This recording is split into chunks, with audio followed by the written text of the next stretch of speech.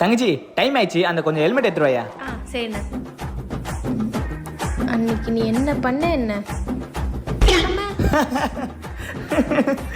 இருக்குடா உனக்கு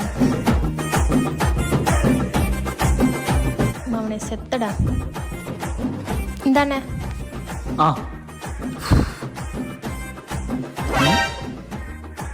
என்னது இது?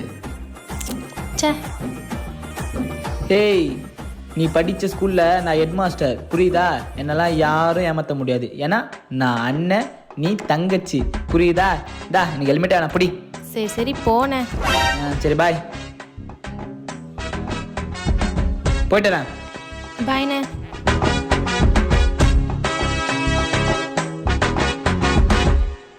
என்ன இவன் நம்மளை பார்த்து சிரிக்கிறான்?